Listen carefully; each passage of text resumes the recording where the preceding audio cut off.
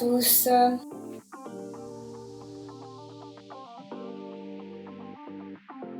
Les choses sucrées, les bonbons, les gâteaux. Les chips. Je veux dire le gâteau au chocolat. Alors mon péché mignon à moi, c'est le chocolat. Je dirais que j'en ai beaucoup. Principalement acheter des choses, pas forcément de première nécessité, ou alors manger un paquet entier de chips. C'est le Coca-Cola.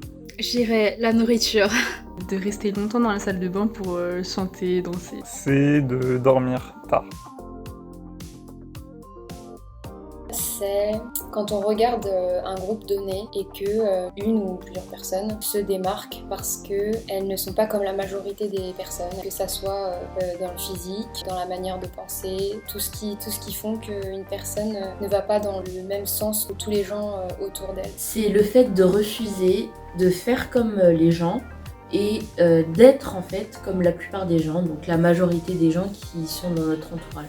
C'est lorsque je décide de ne pas faire ce que tout le monde trouve normal, parce que j'ai la conviction que ce n'est pas ce que Dieu veut. D'une manière générale, je dirais que c'est le fait de ne pas suivre ce que tout le monde fait, de rester authentique et de ne pas être influençable. Mais l'anticonformisme chrétien, je dirais c'est le fait de ne pas suivre nos envies et nos désirs, de ne pas en être esclave. Je pense que résister à la tentation, c'est une manière de s'ouvrir des portes d'une certaine manière, parce que naturellement, en tant qu'humain, on aurait certaines tendances à céder à la tentation, aller vers des trucs qui nous tentent naturellement. Quand on ne cède pas à cette tentation, je pense qu'il y a tout un monde qui peut s'offrir à nous. Dans le verset de Jacques 1, verset 12, c'est la vie éternelle que Dieu nous promet après toute une vie de résistance dans les difficultés en fait. Pour moi, l'intérêt de résister aux tentations, c'est premièrement de plaire à Dieu, comme il est écrit dans Jacques chapitre 1, verset 12, parce que Dieu, il nous réserve déjà une récompense, et même au-delà de cette récompense, en fait, le fait de pouvoir faire plaisir à notre Dieu qu'on aime et qui nous aime, c'est déjà un gain en soi.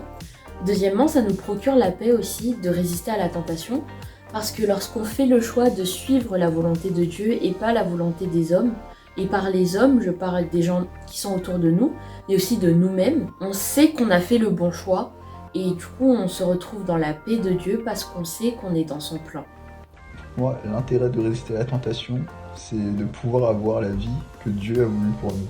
L'intérêt de résister à la tentation, ça serait pour recevoir la couronne éternelle qui nous est promise, qui est écrit dans le verset. L'intérêt de résister à la tentation, c'est de rendre l'appareil à Jésus qui lui a donné sa vie pour moi, pour toi, pour nous sauver des péchés. Pour rendre gloire à Dieu, mais aussi pour nous, parce que la tentation, le mal, ça nous apporte jamais rien de bon. Il y aura toujours des conséquences ou des retombées dans notre vie.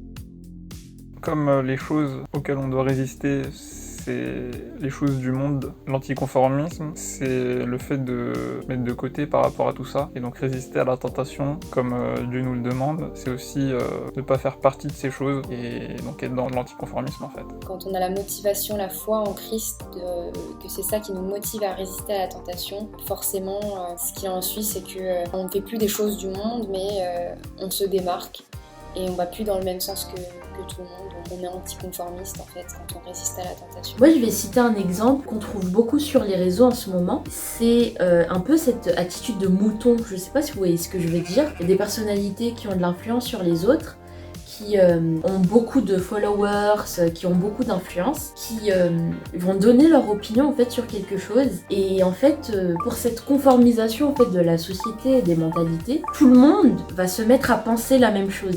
Mais en fait, ils ne pensent pas par eux-mêmes, ils pensent comme ça parce que des personnes influentes pensent la même chose.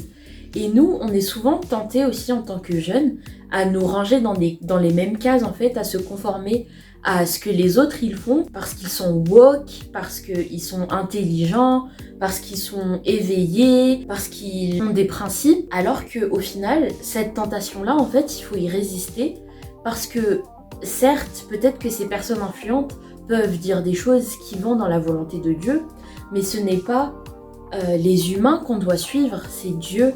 Et il faut toujours qu'on se réfère à la volonté de Dieu et à ce que Jésus-Christ il a fait dans sa vie, donc à son amour, à la grâce, à la compassion et à l'entraide. Alors pour moi, le fait de résister à la tentation, ça me permet de grandir dans ma foi et dans mon espérance. Donc ça me permet du coup de m'attacher encore plus à la parole de Dieu, donc d'avancer encore plus dans l'anticonformisme. Ça me permet toujours d'être près de Dieu, d'avancer dans ma foi. En tant que chrétiens, nous sommes des représentants de Jésus sur terre. Nous sommes appelés à le faire connaître, à vraiment partager en fait son amour, à propager en fait sa lumière, parce que nous sommes la lumière du monde. Du coup, si nous ne résistons pas à la tentation, si on fait tout ce que tout le monde considère comme normal alors que c'est contraire à la volonté de Dieu, on se fond dans la masse. Du coup, il n'y a plus de lumière, donc c'est important. Je résiste même à la plus petite, à la moindre tentation, parce que ça contribue en fait à maintenir la lumière allumée et surtout visible par les autres qui ne connaissent pas. Donc résister à la tentation, ça permet d'avancer dans l'anticonformisme, de pouvoir réfléchir à ne pas faire comme les gens dans le monde, mais agir surtout pour la volonté de Dieu, ce qui peut être parfois différent des actions du monde. C'est bon comme ça ? Voilà. Au revoir.